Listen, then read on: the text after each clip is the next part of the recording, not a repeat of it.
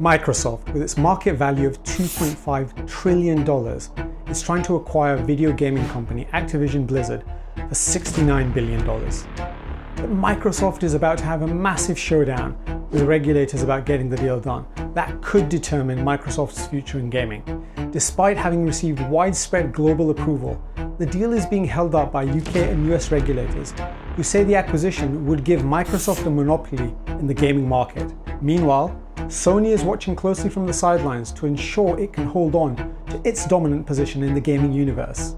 And as the debate around cloud gaming continues, this deal could impact the future of gaming as we know it. This is a big deal for Microsoft, and CEO Satya Nadella's reputation is on the line. If he gets the deal done, he'll be a hero. But if he doesn't, it will be wasted time and money. There's a $3 billion break fee Microsoft will have to pay Activision for not completing the deal. But what is Microsoft really trying to achieve with this acquisition? And why are UK and US regulators against the deal despite others, including China, home of the other gaming giant Tencent, being okay with it? If the deal doesn't happen, what does it mean for Microsoft? And how will a failed deal of this size impact CEO Satya Nadella's reputation? Let's start with some background to the deal and the gaming market. In January 2022, Microsoft said it would pay $69 billion, all cash, for Activision Blizzard, the US-based and listed video games developer, a deal that represented a 45% premium to Activision's share price when the deal was announced. If this deal completes, and it hasn't yet, it would be the biggest deal by quite some margin in the gaming sector globally, with the previous largest being Take-Two's acquisition of mobile games giant Zynga, that completed in 2022 for $12.7 billion. In fact, this deal would be the largest deal completed by Microsoft by quite some margin, with their largest deal to date having been the acquisition of LinkedIn in 2016 for $26 billion. But it's understandable why Microsoft is doubling down on the gaming sector. After all, the size of the gaming market globally is huge at around $400 billion in 2023, and growing at a compound annual growth rate of around 8%. However, it's still a fragmented market with many independent players that have reached scale and who will be ripe for consolidation. The leading games companies by revenue globally are China's Tencent, who own Riot Games, creators of League of Legends; Sony, who capitalized on a 45% global position in console gaming over many decades, principally through the PlayStation; Apple, through games in its App Store; and Microsoft, which entered the market around 20 years ago with the Xbox and now generates $15 billion a year from games alone. But why is Microsoft so keen to acquire Activision? Well, firstly, Activision is the developer of popular gaming titles such as Call of Duty, Warcraft, and it owns King Games, which it acquired in 2015. Now, King Games is the creator of the phenomenally popular mobile game Candy Crush. As such, Activision's content base is really important for Microsoft. You see, similar to how in the movies studios rely on franchises for almost guaranteed success, the same is true in gaming. Walt Disney acquired Marvel in 2009 for $4 billion. The Marvel Cinematic Universe is the highest grossing superhero film franchise, having grossed nearly $30 billion with 2019's Avengers Endgame raking in $2.8 billion alone. One reason why Microsoft wants to acquire Activision is to replicate that level of success in gaming, which can only really come from title ownership. What Microsoft CEO Satya Nadella has also said is that they want to have a greater presence in mobile gaming, and Activision also provides that. As computing power continues to increase exponentially, Microsoft recognizes with smartphones in the hands of most people globally, it is easier to access a wider consumer base rather than relying on expensive consoles that are out of reach for consumers across most of the world. Mobile remains the most profitable part of the gaming industry, in part due to the lower development costs, greater variety of monetization options, and greater accessibility. To that end, Activision is the ideal target to have as a launchpad for mobile gaming, given its ownership of King and its titles of mobile games, including Candy Crush Saga. Activision's Call of Duty Mobile has generated nearly $1 billion in lifetime revenue, and Diablo Immortal, another one of Activision's mobile games, generated over $100 million within a month of its release. This is an especially important consideration for Microsoft, given they have no background in mobile, having come from a PC and console world. But what does one of Microsoft's biggest competitors in gaming, Sony, think about the deal? The truth is, Sony is concerned, really concerned. And they have a very close eye on what's happening with regulators to see what it will mean for them. Sony is the maker of the PlayStation and has a successful history in gaming, principally through this console. You see, Sony is concerned that Microsoft could sabotage the future of Call of Duty games and other big titles that are created by Activision and currently licensed to the Sony PlayStation. And how does Sony think Microsoft could damage Sony? By making performance just even slightly worse on the PlayStation for these big title games. Hardcore gamers are perceptive enough to be able to notice any change in performance, and a non-optimal experience on the PlayStation with big game titles that would now be owned by Microsoft could cause gamers to move to Microsoft's Xbox as a result. This could make a serious dent in the future of the PlayStation console, hence Sony's gaming future. So what's the status of regulatory approval for the deal?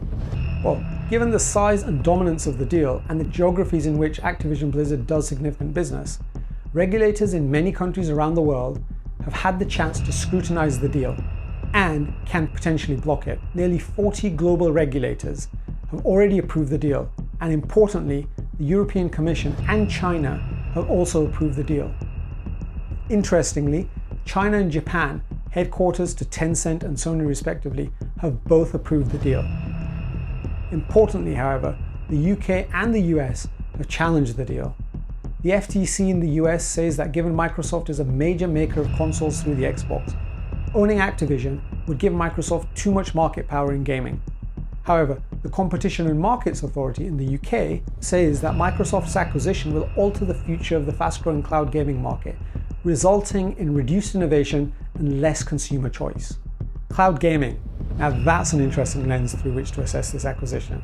You see, to really understand Microsoft's ambitions in gaming, you have to understand what is happening in the cloud gaming market. Cloud gaming is, as the name suggests, a method of playing video games using remote servers in data centers rather than off consoles. The games are streamed to the user's device. Although blowing up in mobile gaming will definitely be a key ambition for Microsoft, which they can achieve through this deal, they will also be looking to dominate the future of gaming, which is expected to be cloud gaming. And to understand this, you've got to understand how Microsoft sees the future of gaming. And here once again, Microsoft is turning to other businesses that have disrupted entire industries. Microsoft wants to do for gaming what Netflix did for movie rentals, running a gaming subscription model where you don't buy the games, but you subscribe monthly to get access to the titles. And Microsoft already has its subscription platform to do this with Game Pass. Activision can help with this ambition by providing successful franchise content as part of Microsoft's library, so that this is what consumers buy because Microsoft has the best titles. However, Microsoft will be making a massive bet on cloud gaming when it is still nascent and it's unclear if it will actually take off. After all, Google and Amazon both have their own gaming subscription services in Google's Stadia and Amazon's Luna, and both have been unsuccessful. In Google's case, Stadia was shut down in early 2023, just over 3 years after it was launched. Amazon's Luna was only launched in early 2022 and hasn't exactly set the world on fire. Sony was one of the first big companies to enter the cloud gaming market, having acquired cloud gaming company Gaikai for $380 million in 2012, and later the technologies of its rival OnLive. While it launched a cloud gaming subscription service in 2014 that is now integrated with its upgraded and expanded service PS Plus Premium, analysts say Sony has not capitalized on its early bet to establish itself as a leader in the field. It seems the jury is still out on how well gamers will adapt at scale to cloud gaming. At the moment, the immediate future of console gaming looks secure. Despite this, Microsoft is still betting on the future of cloud gaming and its subscription service via Game Pass to help realize that opportunity. But how can UK regulators in particular block the Activision acquisition based on monopoly concerns in a market, cloud gaming, that is still nascent and which is showing no signs of taking off?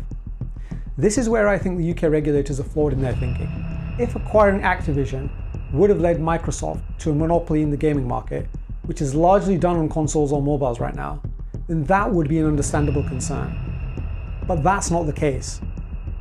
Tencent, Sony, and Apple are all bigger than Microsoft in gaming, and although the Activision acquisition may displace Apple as the third largest, Microsoft will still be smaller than the other two. More than that, other regulators such as the EU have approved the deal on the basis of concessions by Microsoft to ensure gaming titles such as Call of Duty and others continue to be available to Sony PlayStation users for a number of years post the deal. There is something else a UK regulator could be driving towards that has merit and which is what Microsoft also has its eyes on. You see, gaming in the cloud at the higher quality that gamers demand would require immense amounts of server power to provide a flawless gaming experience. This requires a cloud computing platform that can handle the high computing demands. Microsoft has Azure, which only really competes with Amazon's AWS. Sony has no cloud computing solution, and so arguably would always be on the back foot with cloud gaming. Sony needs to rely on console gaming.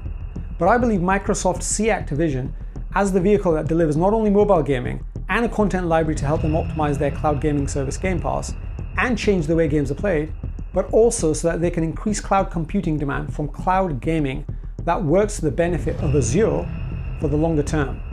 And that will help them bridge the gap between it and the more dominant AWS. I agree with EU regulators that Microsoft-Activision Blizzard deal will end up creating more competition, not less, and so is actually good for consumers. Microsoft's move towards cloud gaming will lift the entire industry to give cloud gaming the jump start it needs.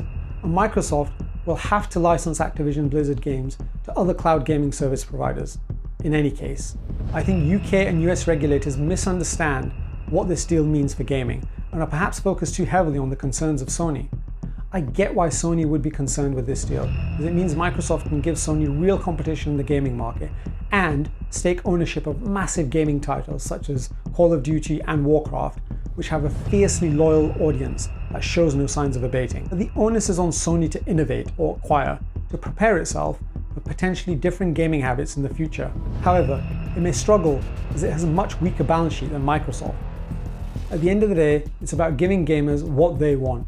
And gamers want to play high quality games, including franchises they're already familiar with, in ways that optimize the gaming experience, whether that be on the PlayStation, the Xbox, or in the cloud. If Microsoft can usher in a new era of gaming through the cloud, this can only be a good thing as it democratizes gaming and opens high-end gaming to a larger audience of people globally who don't need to buy expensive consoles, but can play from their existing devices. Whatever happens, the next few weeks in court will be fascinating to watch to see what it all means for the future of gaming.